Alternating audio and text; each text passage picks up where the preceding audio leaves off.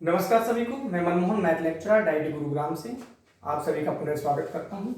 आज हम कक्षा 10वीं गणित प्रश्नावली 1.2 में प्रश्न नंबर 2 में एचसीएफ और एलसीएम ज्ञात करेंगे। इसके बाद हम ये जांच करेंगे कि दोनों संख्याओं का गुणनफल एचसीएफ और एलसीएम के गुणनफल के बराबर है या नहीं है। इसका गुणनफल हमेशा बराबर आएगा। 26 और 91 दो संख्याएं हमारे पास। 26 का जो हम अभाज्य गुणनखंड करते हैं तो सबसे पहले अभाज्य संख्या कौन कौन सी है? 1 2 3 4 5 6 7 8 9 10। इनके हम गुणनखंड बना लेते हैं 1 2 1 3, एक और 3 से भाग होती, 3 पूरी पूरी, 1 2 4 1 5 6 जो है 1 2 3 6। 6 जो है 1 के पहाड़े में आता है, 2 के पहाड़े में आता है, 3 के पहाड़े में आता है और 6 के पहाड़े में आता है। 7 जो है 1 के 7 के पहाड़े में आता है, 8 1 के पहाड़े में आता है, 2 के में, 4 के में और 8 के पहाड़े में। 9 1 3 और 9 के पहाड़े में आता है। 10 जो है 1 2 5 और 10 के पहाड़े में ही आता है। अब जो केवल 2 ही गुणनखंड है जिनके, इस तरह की संख्याओं को हम अभाज्य संख्या यानी कि प्राइम नंबर कहते हैं। एक जो है न तो भाज्य संख्या न ही अभाज्य संख्या, बाकी जो संख्या बच गई वो भाज्य संख्याएं हैं। अब भाज्य संख्याएं, अभाज्य संख्या कौन कौन सी? 2 3 5 7 11 13 17 19 23 29 31 और भी बहुत सारी संख्याएं हैं। तो सबसे पहले हम 2 से भाग करेंगे जब तक संख्या 2 से भाग होती है। जब 2 से भाग होनी बंद हो जाती है फिर हम 3 से करेंगे, फिर 5 से, ऐसी स्टेप बढ़ाते चले जाएंगे। अब देखो 26 जो है इकाई का अंक क्या है? 0 2 4 6 8 है। जिस संख्या का इकाई का अंक इनमें से कोई एक है तो वो संख्या 2 से भाग हो सकती है। तो ये संख्या 2 से पूरी पूरी भाग हो जाएगी। 2 एकम 2, 2 3 6। अब 13 जो है इसमें दिखाई दे रहा है, 13 पहली अभाज्य संख्या है तो 13 एकम 13। 26 के हमारे गुणनखंड होंगे 2 गुणा में 13। अगली संख्या हमारी है 91। अब 91 जो है का इकाई का अंक 1 है, तो जिसका इकाई का अंक 1 होता है वो 2 से भाग नहीं होगी। फिर हम देखते हैं क्या ये संख्या 3 से भाग होगी। अब हम इसके इकाई के इसके अंकों को जोड़ते हैं तो हमारे पास आता है 10। 10 जो है वो 3 से भाग नहीं होता, इसका मतलब 91 भी 3 से भाग नहीं होगा। अब हम देखते हैं 5 से। 5 का रूल कहता है कि अगर संख्या का इकाई का अंक 0 या 5 है तो वो संख्या 5 से भाग होगी, नहीं तो ये संख्या 5 से भाग नहीं होगी। ये संख्या 5 से भाग नहीं होगी। अब देखो 7 से क्या होता है? 7 में जो इकाई का अंक है उसका हम कर देंगे दुगुना, इकाई का अंक दुगुना 2, और जो बाकी संख्या बची उसमें से घटा देंगे तो 7 आएगा।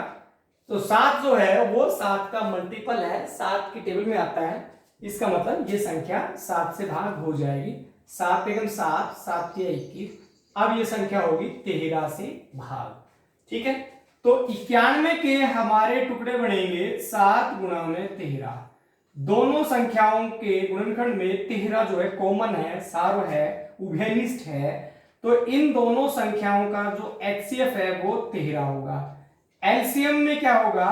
जो सार्व उभयनिष्ठ संख्या है उसको एक बार लिखेंगे और बाकी बची हुई संख्या को हम लिख देंगे। तो इनको जब गुणा करेंगे, जैसे 7 दूनी 14, 13 7 91, 91 गुणा में 2 तो आएगा 182। तो 182 इसका एलसीएम होगा। अब एचसीएफ गुणा एलसीएम, इन दोनों को अगर हम गुणा करें 13 गुणा 182 तो इनको गुणा करें तो कितना आएगा? 13 दूनी 26, 13 दूनी 26, 13 8 104, 2 106 और 10, 13 एकम 13 और 10 23, ये आ गया। अब हम दोनों संख्याओं का गुणनफल भी कर लेते हैं। दोनों संख्याओं का गुणनफल, दोनों संख्याएं हमारे पास है 26 गुणा में 91 बराबर कितना आएगा? 26 को हम 91 से गुणा करें तो 6 1 छिक 6, 1 दूनी 2, 9 छिक 54 और 9 दूनी 18, 5 23। तो ये हमारा आ गया 2366, सॉरी 2366 आ गया हमारा, जो कि HCF और LCM के बराबर है। अब देखो पहली संख्या हमारी है 510। क्या 510 2 से भाग हो जाएगी? अगर संख्या का इकाई का अंक 0, 2, 4, 6, 8 हो तो वो संख्या 2 से भाग हो जाएगी। तो ये संख्या 2 से भाग हो जाएगी तो हमारा आएगा 2 दूनी 4, 2 पंजे 10, 2 पंजे 10। ठीक है। अब अगली संख्या नई संख्या 255 है। ये संख्या 2 से भाग नहीं होगी क्योंकि इकाई का अंक 5 है इसमें, और इकाई का अंक 5 वाली संख्या 2 से भाग नहीं होती। अब ये 3 से भाग होगी या नहीं? हम इसके अंकों को जोड़ते हैं। इसके अंकों का जोड़ 12 है जो कि 3 से भाग हो जाता है। इसका मतलब 255 भी 3 से भाग हो जाएगी। 3 3 अट्ठे 24, 3 पंजे 15। ठीक है। अब नई संख्या हमारे पास आ गई 85। 85 जो है क्या 3 से भाग होगी? 8 जमा 5 बराबर 13। 13 जो है 3 से भाग नहीं होता तो 85 भी 3 से भाग नहीं होगा। अब फिर हमारे पास अगली संख्या 5। अगर इकाई का 5 या 0 हो तो संख्या 5 से भाग हो जाती है, तो ये संख्या 5 से भाग हो जाएगी। 5 एकम 5, 5 सत्तर 35। 17 खुद में एक अभाज्य संख्या है तो इसलिए 17 जो है 17 से भाग हो जाएगी। तो हमारे पास 510 के गुणनखंड होंगे 2 गुणा 3 गुणा 5 गुणा 17। अगली संख्या हमारे पास है 92। अब 92 में ये हमारा रफ काम था। अब हम जो है 92 को देखो, 92 2 से भाग हो जाएगी, बिल्कुल होगी 2 से, क्योंकि इकाई का अंक 2 है। 2 चौका 8, 2 छिक 12। क्या 46 हमारा 2 से भाग हो जाएगा? बिल्कुल हो जाएगा क्योंकि इकाई का अंक 6 है। 2 दूनी 4, 2 तिया 6। और 23 जो है खुद एक अभाज्य संख्या है तो 23 एकम 23। ठीक है। तो हमारे पास 92 के गुणनखंड होंगे 2 गुणा 2 गुणा में 23। ठीक है। अब हमारे पास अगली जो संख्या है HCF जो आएगा वो क्या होगा? दोनों में जो उभयनिष्ठ है, यानी कि जो दोनों में कॉमन है। सिर्फ दो ही ऐसा है जो दोनों संख्याओं में है, तो वो हमारा होगा HCF। तो LCM क्या होगा हमारे पास? जो कॉमन संख्या उसको एक बार लिखेंगे, बाकी सभी संख्याओं को हम लिख देंगे 3 गुणा 5 गुणा 17, 3 5 17, और 2 गुणा में 2 गुणा में 23। इन सबको अगर हम गुणा कर दें तो वो हमारा आ जाएगा LCM 23460। ठीक है। लेकिन HCF गुणा में LCM कितना होगा? इन दोनों को गुणा करते हैं LCM और HCF को, तो इनको जब गुणा कर देंगे 2 गुणा 23460 बराबर 2 से हम गुणा कर देंगे तो ये आएगा 46920। और हम जो कि 510 गुणा में 92 की गुणा के बराबर होगा, यानी कि दोनों संख्याओं के गुणनफल के बराबर होगा। ये है दोनों संख्याओं का गुणनफल, इसके बराबर होगा। 336 में इकाई का अंक 6 है। ये संख्या 2 से भाग हो जाएगी। 2 एकम 2, 2 छिक 12, 2 अट्ठे 16। अब नई संख्या हमारे पास आ गई 168। इसमें इकाई का अंक 8 है, इसका मतलब ये संख्या भी 2 से भाग हो जाएगी। 2 अट्ठे 16, 2 चौका 8। इसमें इकाई का अंक कितना 4 है, ये संख्या भी हमारी 2 से भाग हो जाएगी। 2 चौका 8, 2 दूनी 4। इसमें इकाई का अंक 2 है, ये संख्या भी हमारी 2 से भाग हो जाएगी। 2 दूनी 4, 2 एकम 2। इसमें इकाई का अंक 1 है, ये संख्या 2 से भाग नहीं होगी। अब हम क्या करेंगे?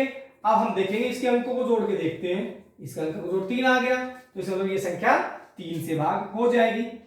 3 से भाग हो जाता है तो 21 भी 3 से भाग हो जाएगा। 3 7 21। और 7 जो है खुद एक अभाज्य संख्या है तो ये 7 से करेंगे तो 7 एकम 7।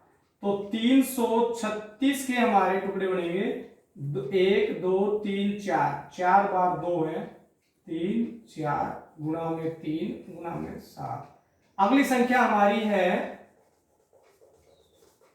54। अब 54 में इकाई का अंक 4 है तो इसका मतलब ये 2 से भाग हो जाएगी संख्या। 2 दूनी 4, 2 17 14।